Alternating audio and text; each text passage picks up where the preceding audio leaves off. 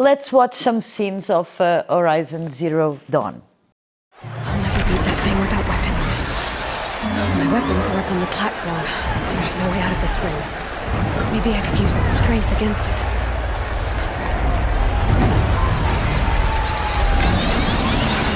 That pillar's weak. Another hit, and that pillar will come down.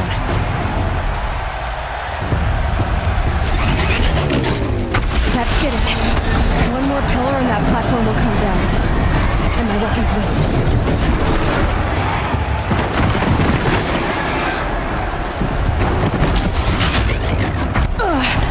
I wasn't built to take a behemoth's charge either.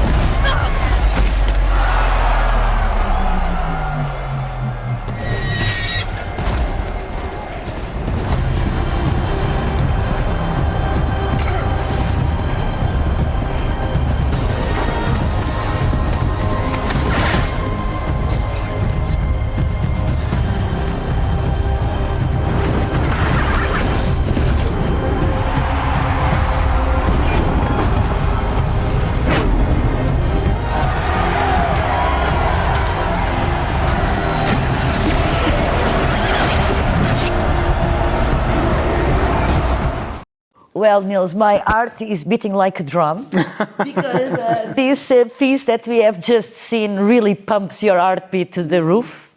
So congratulations for Thank that. There's so much different things going on. We had also like an example when you pick your guns. That's a totally different soundscape when you are playing the drums, when you roll. So how did you think about it? Did you always have this idea for these tension things when the shows of the weapons to be more dreamy and? I started that track when there wasn't all the sound in there, so I started writing the looking for the tempo of the gameplay. And I remember that I wrote a track that was really low heavy, just very big drums and everything. It was really massive on the bottom end. And then the first feedback I got from Guerrilla was, yes, that's nice, but Guerrilla Games, right? Yes, we like a lot of sound, so you have to compete with a lot of stuff that is happening in the game, so everything makes sound and loud. Yeah. So the robots make a loud sound, the big robot makes a lot of sound, the people in the arena make a lot of sound. So I had to rethink I had to rethink my music, and I had to rethink what kinds of instruments that I used and what kind of sounds, So yeah, it's interesting. It was an interesting track, yeah. And could you now go back and do something really small? Or now you have this guerrilla spirit on you and it's always going to be loud and... No. No? No. So you still have a kind of... Yes, I'm an emotional person, yes. I can do small stuff. And when you see all this together, because you are right, the sounds around the music are huge, and every time a person picks something to do, it comes a totally different output in the end. So how do you seize all together in your mind? Because for me, that's amazing. Well, I mean, the track that I've written is not the track that is going into the game, right? So I write the soundtrack version.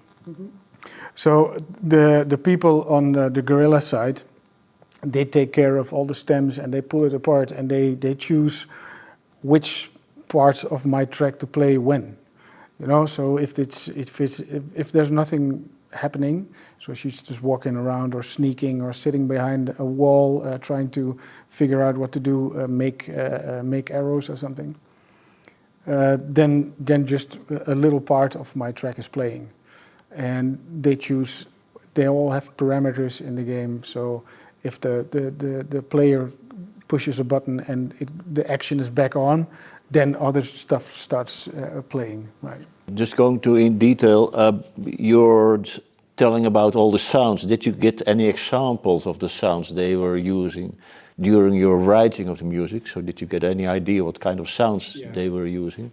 Yeah, well, the first time, I mean, the game was being produced, right? And this arena fight being one of the last things in the game was also one of the last things to get finished, right?